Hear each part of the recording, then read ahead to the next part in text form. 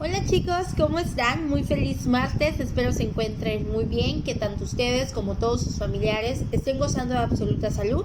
Como siempre es un placer estar en contacto con ustedes a través de los diferentes medios que nos ofrece la educación a distancia, ya sea a través de las videoconferencias que hacemos cada que terminamos un tema, un módulo, con la finalidad de que haya retroalimentación y explicación de dudas si es que las hay, a través de las videoclases, a través de las diapositivas con audio, a través de todos los medios, chicos. Siempre es un gusto y un enorme placer estar en contacto con ustedes. El día de hoy vamos a continuar viendo la segunda parte del tema de textos expositivos.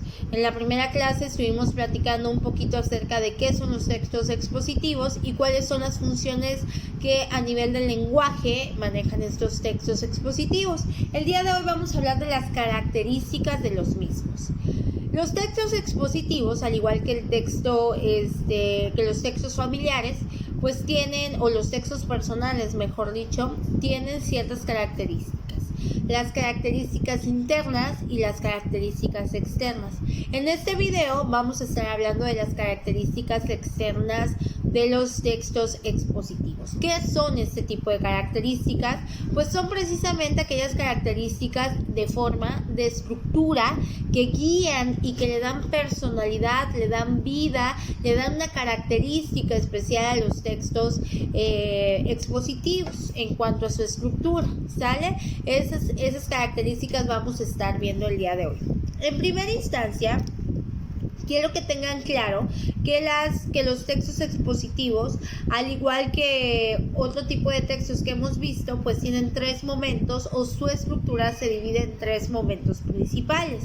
Uno es la introducción, donde damos una breve explicación de lo que vamos a hablar en el texto. El desarrollo, en donde abordamos el contenido a cabalidad de todo el tema. Y la conclusión, en la que damos a modo de cierre un cierre explicativo, una breve explicación o una especie de resumen de conclusión de todo lo que hablamos en el texto.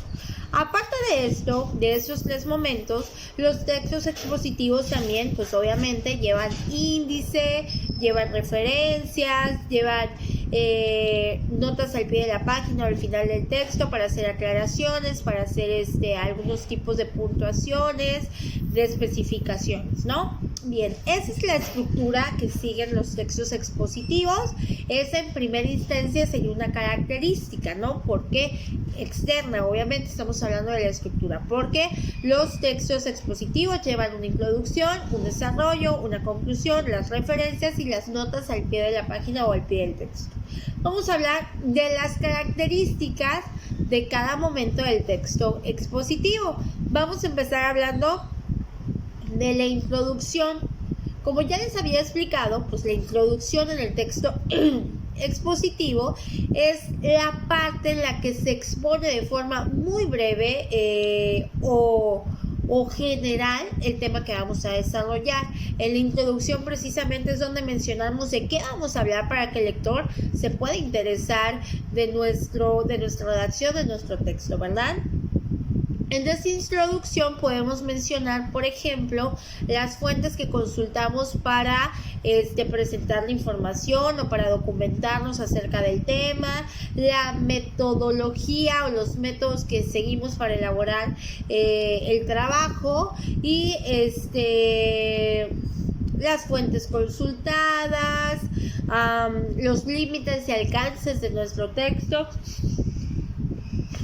Perdón, chicos, etcétera, etcétera, ¿sale? Entonces ahí es donde podemos mencionar qué fuentes consultamos, cuáles son los límites de nuestro texto, hasta qué parte del tema abordamos, cuáles son los alcances de nuestro texto, cuáles son los diferentes métodos que utilizamos para realizar nuestro trabajo.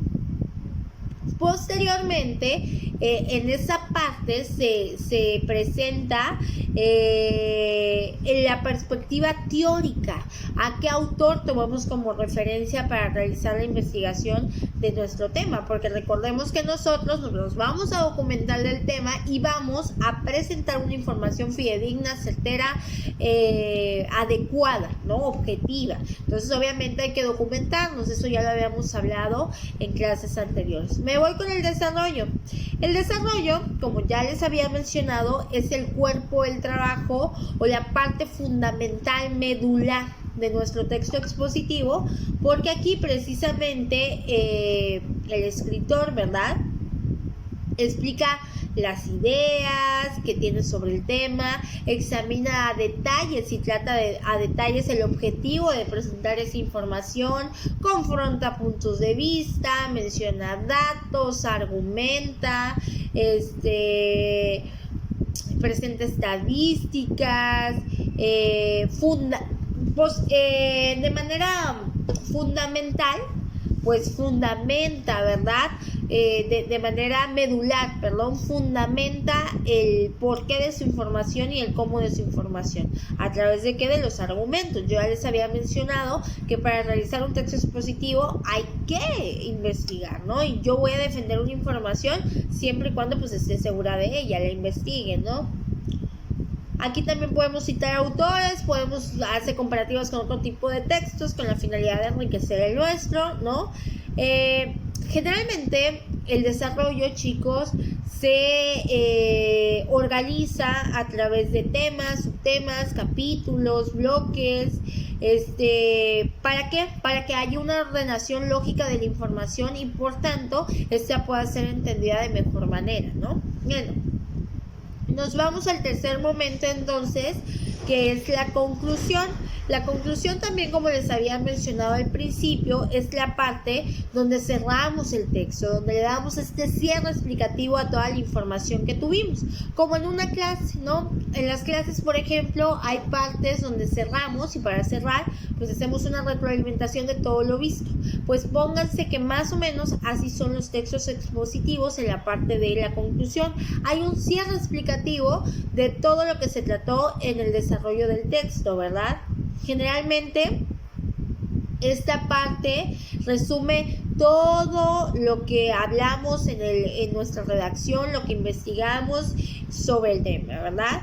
En esta parte también el que redacta, el autor, que si somos nosotros, pues vamos a valorar las aportaciones del trabajo realizado, mencionar posibles líneas de investigación, mencionar posibles aportes futuros que se propone, que se tiende a evitar, etcétera, ¿verdad? Bueno, esa es la parte de la conclusión. Ahora nos vamos a ir con el índice. El índice nos va a mencionar nos va a mencionar de manera ordenada dónde podemos encontrar cada parte del texto. Es decir, nos presenta cada parte del texto de manera estructurada, de tal forma que sea fácil de encontrar o de identificar dónde se encuentra cada tema, cada subtema, ¿verdad? Los índices siempre van al inicio del texto, ¿sale? Entonces, pónganse, va hoja de presentación, luego índice, luego introducción, desarrollo, conclusión y ya posteriormente la demás información, ¿no? Referencias, etc. Entonces, el índice siempre va al inicio, ¿no? Así en el orden que se los mencioné. Y algunos textos expositivos, dado su extensión, cuando la extensión es muy corta, pues no requiere índice, pero pues la mayoría que son de extensión larga, pues sí requieren índice. Y nos vamos con las referencias, y como su nombre lo indica, pues es el referente de donde sacamos la información, ¿verdad? Las referencias constituyen precisamente el listado de fuentes de información utilizadas en el texto, ¿no? De dónde sacamos toda la información del texto, y estas siempre van al final. Les repito la secuencia: introducción, les repito la secuencia: hoja de presentación, índice, introducción, desarrollo, conclusión, y hasta el final van las referencias, ¿verdad? Algunos textos expositivos, como por ejemplo las notas periodísticas, las incluyen en el cuerpo del trabajo, o sea, en el desarrollo, y o a veces como pie de página. ¿Por qué? Porque al ser notas periodísticas pues no pueden incluir una parte final. Entonces generalmente al ser notas periodísticas, fulanito de tal comentó, y ahí se incluye pues la referencia y no hay ningún problema, ¿no? Porque la naturaleza del texto así lo requiere y no hay ningún tipo de problema. Luego nos vamos con las notas al pie de página o al final del texto. Las notas al pie de página o al final del texto sirven para hacer referencia a algo, para ejemplificar algo o para pues para dar cierto tipo de información que no se incluye en el cuerpo del texto, o de aclaración, ¿verdad? Se incluye. Entonces al final, de hecho en los libros los podemos encontrar mucho, que al final hay asteriscos que te explican algo del texto, ¿no? Esas son las notas al pie de página o al final del texto. Las notas al pie de página o al final del texto generalmente son llamadas de atención, ¿va? Que ofrece información adicional o aclaratoria de algún tipo de información principal que vimos en el texto, pero se ponen al final con el propósito de no interrumpir la fluidez del texto. Es como es una nota aclaratoria, pues se pone al final para no interrumpir la fluidez del texto, ¿verdad? Bueno, las notas también pueden ser llamadas citas, también hay personas que las llaman citas, y se pueden ejemplificar con un asterisco, con un número. Esta pues indica que se agregó información al pie de la página, y la numeración indica, por ejemplo, la secuencia. Les voy a explicar más o menos cómo funciona. Yo sé que ya lo han visto en libros, entonces no hay ningún problema. ¿Qué pasa? Tenemos una hoja, imagínense. La hoja dice cierto tipo de información, es un texto, ¿no? Pónganse que en la parte del texto que dice fulanita de tal, en 2008 publica esta información sobre el aborto, y ahí yo le pongo un número hasta abajito. Eso es en el texto principal. Al pie de la página voy a poner otro 1 y voy a explicar qué información de fulanita, o de dónde sacó la información fulanita, o voy a aclarar quién es fulanita. Eso es una nota al pie de página, pero antes hubo un numerito en el cuerpo del texto con la finalidad de hacer mención de que va a haber una nota al final, o una nota aclaratoria al final de la página, y que el lector sepa que para entender a cabalidad la información se debe ir al final de la página, al pie de página. Entonces así se da como un aviso de que hay una nota al pie de página para que el lector la lea y pueda entender el texto sin interrumpir la fluidez del mismo. ¿Sale? Bueno, eso es todo, chicos. El día de hoy hasta aquí la vamos a dejar. La próxima clase estaremos viendo las características internas ya de los textos expositivos, que pues no son muy difíciles estas características internas, y posteriormente estaremos viendo la clasificación de los textos expositivos. Hoy vimos que el texto expositivo está formado por 6 momentos prácticamente: introducción, desarrollo, conclusión, referencias, índice, referencias y notas al pie de página. ¿Cómo va organizada esta secuencia? Primero, hoja de presentación. Generalmente en todo trabajo se te pide hoja de presentación.